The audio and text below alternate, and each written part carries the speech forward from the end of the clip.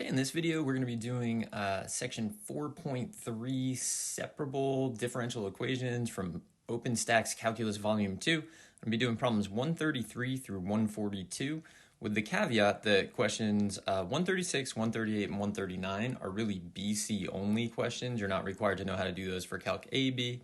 And question 137, you're not required to know how to do in either of them, and I actually had to look up an antiderivative to do it. So with all that said, let's take a look. All right, 133, we got y prime is e to the y minus x, y of 0 is equal to 0. So step one, I'm going to color code. I'm going to use a property of exponentials where e to the y minus x is e to the y times e to the negative x. So we get this. I'm going to separate now, and when I make it dy over e to the y, instead of that, I'm going to make it e to the negative y dy. So I will end up with this. I'm going to throw in some integral signs, and now we're just going to find antiderivatives. So in both cases, we actually get like negative e to the negative y and negative x e to the negative x. And then plus c goes on the side with the independent variable, so it's on the side with x. We're going to solve for c at this point. So we know that y of 0 is equal to 0, so we plug in 0 for y and we plug in 0 for x, which is going to give us negative e to the 0 equals negative e to the 0 plus c. That's negative 1 equals negative 1 plus c. So that means that c is equal to 0. So let's go back to that step where we were in the differential equation process and just replace that c with 0. We can divide both sides by a negative or multiply both sides by a negative. Take natural log of both sides, get negative y is negative x, and then that means that y is equal to x. All right, that's 133. 134. We have y prime is y squared times the quantity x plus 1, and we know that y of 0 is equal to 2, which will allow us to solve for c. That's what it means to find the particular solution to a differential equation, just solve for c. All right, let's color code this thing. So dy dx is y squared quantity x plus 1. We're going to separate, so I get dy over y squared, but I think it's easier to deal with as y to the negative second dy, so I'm going to change that. And then we have quantity x plus 1 dx. We're going to integrate, so we need some integral signs, and then we'll do plus 1 times the reciprocal gives us negative y to the negative first, and then 1/2 x squared plus x plus c. So it's really important to remember plus c on these because you actually have to solve for c. I'm going to solve for c at this point. I like to solve for c as soon as possible. As long as y is not inside a natural log, I'll pretty much solve it as soon as I find antiderivatives. That's my preference. So we're going to solve for c. I'm plugging in 0 for x, and I'm plugging in 2 for y. So that's going to be negative 2 to the negative first, which is just negative 1/2. And then we're plugging in 0 for x, so we just have c there. So c is negative 1/2. All right, let's go from here, and we're going to replace c with negative 1/2. Also, I changed negative y to the negative first to negative 1 over y. I do like more steps on these problems than I think a lot of people do because I don't want to make a mistake. And, you know, there's a lot of like distributing and taking reciprocals and things like that. So I tend to show more steps than I think a lot of people. A lot of people jump straight to the answer from here, and that's okay. But what I'm going to do is multiply through by a negative to get 1 over y is negative 1 over x squared minus x, and negative 1/2 x squared minus x plus 1/2. So our final answer could look like y is 1 over this whole thing, which is totally fine, and I would leave that answer. But a lot of people would probably choose to rewrite it like this. I think computers or calculators would probably do that. So if you got either of those, I would give you full credit. Question 135. We got dy dx, so instead of y prime, this was just given as dy dx, is y cubed x e to the x squared, y of 0 is equal to 1. Let's color code. So we have this. Separate, and again, it's dy over y cubed, but I'm going to make it y to the negative third dy is x e to the x squared dx. We have to integrate, that's kind of the whole point. Plus 1 times the reciprocal gives us negative 1/2 y to the negative second. And then here, if you make ux squared, then du is 2x dx. So there should have been a 2, so we're going to need a 1/2, and then e to the x squared plus c goes on this side. I'm going to solve for c right now because there's really not an issue. So x is equal to 0, y is equal to 1. That'll give us negative 1/2 is 1/2 e to the 0, but e to the 0 is just 1, so we have this. So that means that c in this case is -1. So we go back to that step where we had c, and we substitute. So we have this. All right, now we begin the process of solving for y. So what I'm going to do is I'm going to multiply through by -2, and y to the -2nd, I'm just going to make 1 over y squared. So I'm multiplying by -2, and I'm changing y to the -2nd. So I will get 1 over y squared, negative e to the x squared, and then plus 2 because I multiplied through by -2. I'm going to take reciprocals, and also I'm just going to rearrange that because I don't like the negative and the plus. Doesn't matter, you could leave it the way it was. So now here we have to take square root, right? So we're going to get y is either plus or minus 1 over the square root of this thing. But that's not a function, right? We need to get a function that's continuous on an interval that contains the initial condition. We actually know that y of 0 is 1, which means that y of 0 is greater than 0. It's positive. So we have to take the positive square root. So it's not that we're going to write plus or minus. We're going to just go with the positive because we need to be able to get positive y values. That's a choice that you have to make at the end of a lot of these problems. Just make sure that you follow what the initial condition says. Should you get positive values? Should you get negative values? All right, 136. dy dx is y squared e to the x sine of 3x. Y of 0 is equal to 1. So this is a problem that is definitely a BC calculus problem. This is not a Calc AB problem. Honestly, I think it's a little challenging for BC also, but let's color code. Let's separate. So same thing here. It's dy over y squared, but y to the -2nd dy is easier to deal with. E to the x sine of 3x dx, when we integrate that, we're going to need to use integration by parts. So that's going to be annoying. But on the left-hand side, it's plus 1 times the reciprocal. All right, here goes. I'm going to just call this whole thing I. And then over here, I'm going to do my integration by parts. So I make u equal sine of 3x, and I make dv equal e to the x dx. I make that choice because I would rather take derivatives than antiderivatives of trig functions, but it's just a personal choice. So we get a du and we get a v. I always forget to write dx on my du's. I don't know, please forgive me. So that means that our integral is uv minus the integral of v du. I like to leave the coefficient. If there are coefficients in there, I'll leave them inside that integral. I find that it makes it a lot easier going forward. That integral still requires integration by parts, so we're going to do it again. So we got u is 3 cosine of 3x, and dv is e to the x dx, which means we have another du and another v. And so now you have to be really careful with your negative signs as you do this. But I get that my integral is e to the x sine of 3x minus 3 cosine of 3x e to the x. And then I have a minus, what do I have here? Minus from the minus in front of the integral.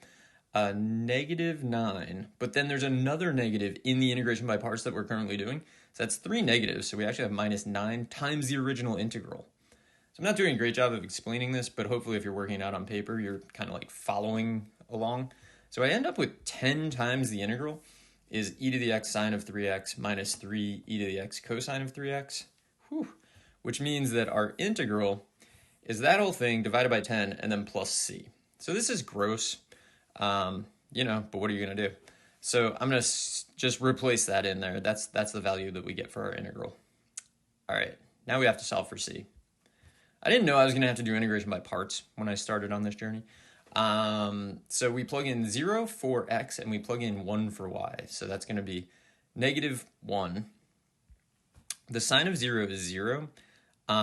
So that e to the x sine of 3x just goes away.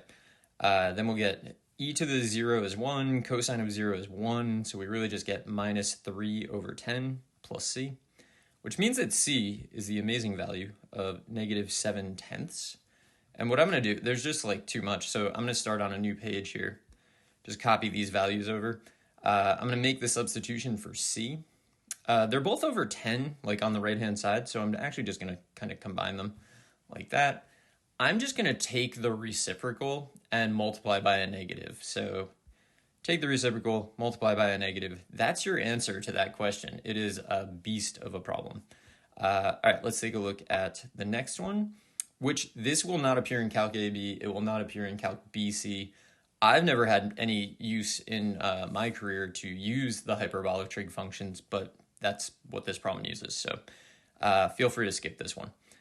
Y prime is x over the hyperbolic secant squared of y.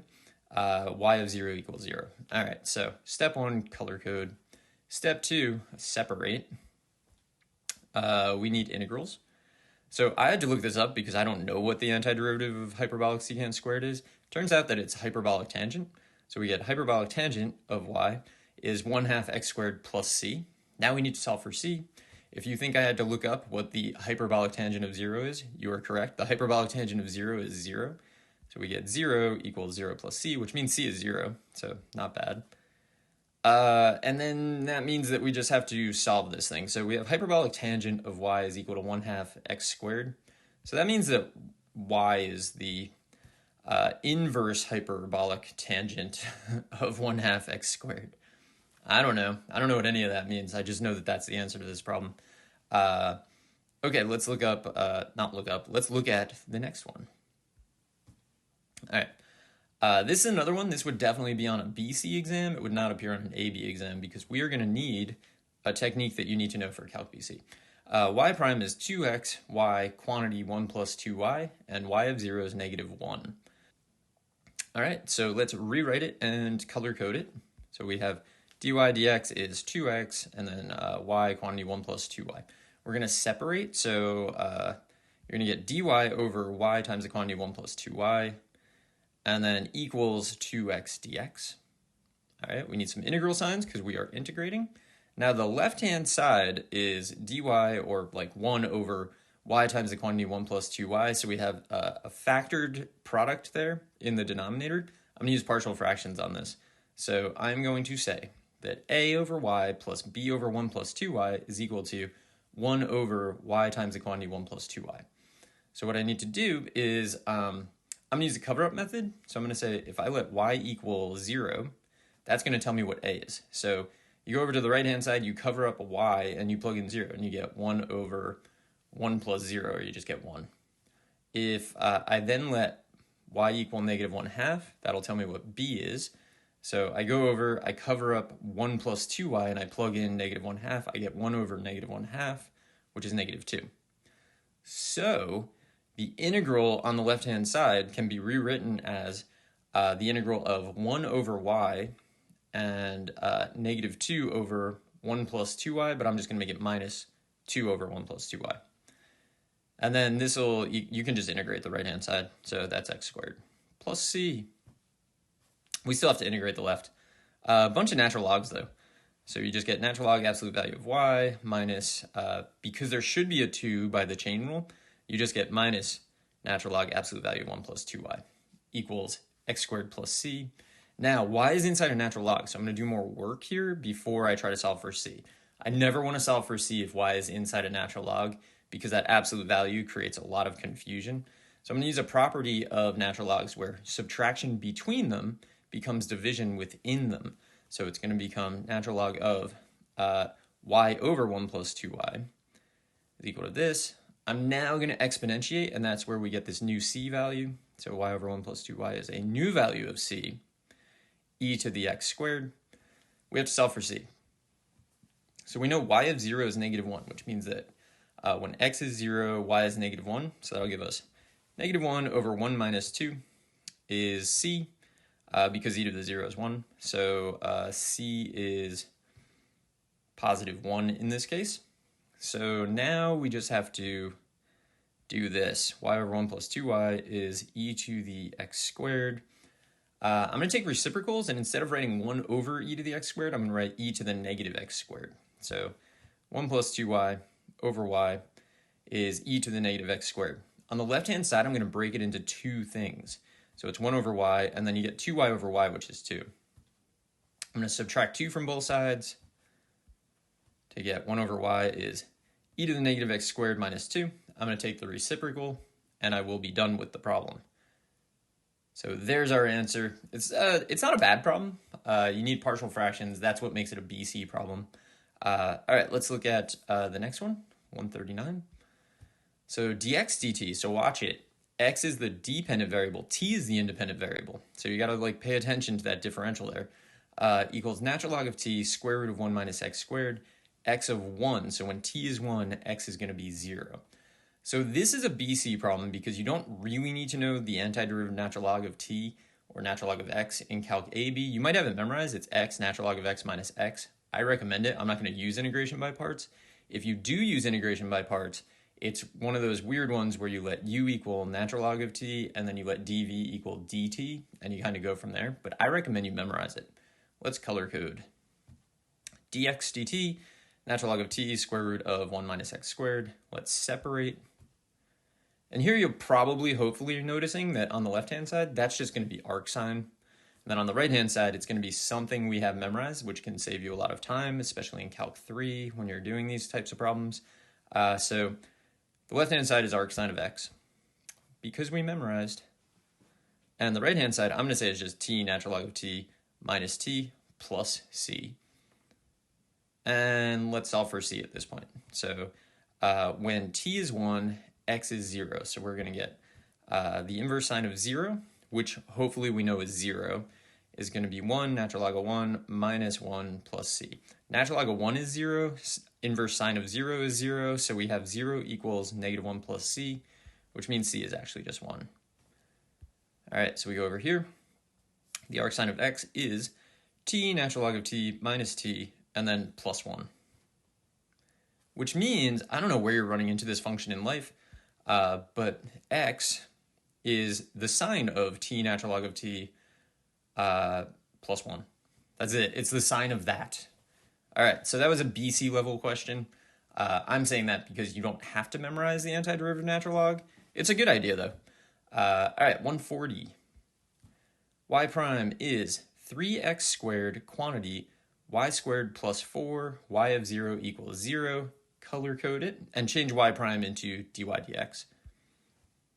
So dy dx is going to be 3x. Why are you watching this? Okay. Let's separate. So we will have dy over 4 plus y squared.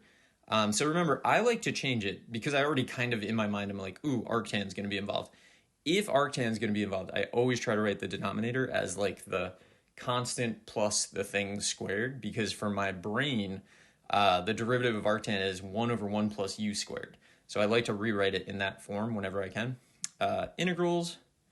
On the left-hand side, I'm going to take a 4 out because I'm trying to build arctan. To do that, I need a 1 in the bottom left. So I'm going to take 1/4 dy 1 plus, and then I'm going to make it y over 2 squared instead of just making it y squared over 4. Because I know in my mind that it's going to be arctan. Like, that's the thing. You want to do enough problems so that as you're doing them, you kind of have an idea where you're going. And then the right-hand side, you can just integrate. All right, for this, if I let u equal y over 2, there should be a 1/2 in the numerator. So I'm going to put a 1/2 there and balance it with a 2 on the outside, which means that I have 1/2 and then a perfect arctan. It's going to be 1/2 arctan of y over 2. I have a video on like integrals that lead to arctan, which you should check out if you're not sure what's going on here. We're going to solve for c at this point. So both x and y are 0 because y of 0 is 0, which I always think makes it a bad initial condition because it doesn't make you really think about which variable is which, but it's fine. So arctan of 0 is 0. So this really just amounts to 0 equals 0 plus c. C is definitely 0. All right, which brings us to this again. And now I'm going to multiply by 2. So I always do a lot of steps on these, as I've mentioned. Not everyone does this. You're definitely not required to do it. I just think that it's better to be sure that you're getting it right. So I multiply by 2. I'm going to take the inverse tangent of both sides. No, I'm going to take the tangent of both sides to get rid of the inverse tangent. So y over 2 is the tangent of this thing. And then finally, let's just multiply both sides by 2. So y is 2 tangent of 2x cubed. And there you go. I look at a lot of differential equations and I think to myself, what are we doing with this function? I don't know. I don't know if they pull these from application problems later on in life or if they just like make up a thing that works. Who could really say? All right, new problem. Y prime is e to the y times 5x. Y of 0 is the natural log of the natural log of 5. So you know this might be a weird problem. Let's rewrite y prime as dy dx and color code this thing. let's separate. And again, you'll get dy over e to the y, but I prefer to write that as e to the negative y dy. It's going to be 5 to the x dx. So we have to remember how to integrate 5 to the x dx, which is great because that's good practice. You're going to run into things like that. You got to know how to deal with them. E to the negative y, when we integrate, is going to give us negative e to the negative y. And then on this side, the derivative of 5 to the x is 5 to the x natural log of 5. So the antiderivative of 5 to the x is 1 over the natural log of 5, 5 to the x. And then plus c. Okay, I'm going to solve for c here because I don't think it's going to get easier at any point. So here we go. So when x is 0, y is the natural log of the natural log of 5. So we're going to get negative e to the negative natural log of 5, which is weird, is 1 over natural log of 5, and then 5 to the 0. Fortunately, 5 to the 0 is 1, so that's going to like clean up a little. On the left-hand side, I'm going to use a property that coefficients become exponents for natural logs. So it'll be negative e. That negative 1 I'm bringing up as the exponent for natural log of 5. And then on this side, 5 to the 0 is 1. Okay, so if we have e to the natural log of blah, that's just blah, whatever blah is. So in this case, blah is natural log of 5 to the negative first. So that negative sign that's hanging out there is still there. And then natural log of 5 to the negative first, which is 1 over the natural log of 5, right? So we have negative 1 over the natural log of 5 equals 1 over the natural log of 5 plus c. So subtract 1 over the natural log of 5 from both sides. In this case, c is the bizarre value of negative 2 over natural log of 5. So if we go here, we get negative e to the negative y is 1 over the natural log of 5, 5 to the x, minus 2 over natural log of 5. On the right-hand side, you can write that as a single fraction, so I'm just going to do that in this step. Now what I'm going to do is multiply through by a negative, and what I'll do instead of putting a negative outside is I'm just going to make it 2 minus 5 to the x instead of negative quantity 5 to the x minus 2, just distributing. I'm going to take the natural log of both sides. As you can see, this answer is kind of ridiculous, but it is the answer. So we get negative y is the natural log of all that stuff. Divide or multiply by a negative, and our final answer looks like this. Which again, I don't know. You can't tell going into a problem what the answer is going to look like. Or maybe you can if you do enough of them, but I definitely don't do enough to know that. I mean, looking at the differential equation, I would have guessed that the answer would look kind of crazy, and it does. So I don't know if that's reassuring or not. All right, last problem here. Y prime is negative 2x tan of y, y of 0 is pi over 2. All right, we're going to rewrite y prime as dy dx and color code. We're going to separate, and we're going to throw in integral signs. All right, for dy over tan of y, I'm going to think of it as tangent is sine over cosine, so we have 1 over sine over cosine, which is cosine over sine, dy. That, if you make u equal sine of y, you get natural log absolute value of sine. So on the left-hand side, we're getting this. And then on this side, we just get negative x squared plus c. The y is, I know it's inside of sine, but it's also inside of a natural log, and I always exponentiate before I solve there. So we're going to get sine of y is a new different value of c from the previous one, so color change, like this. Now let's solve for c. When x is 0, y is pi over 2. So we're going to get the sine of pi over 2, which is 1, is equal to c e to the 0, e to the 0 is 1. So we have 1 equals c. c is 1. That happens a lot. Okay, so let's go to this step and replace c with 1. So sine of y is e to the negative x squared, and then take the inverse sine of both sides. So y is inverse sine of e to the negative x squared, which is, again, kind of wild. But anyway, that's all the problems that we got here. I hope this was helpful, and good luck.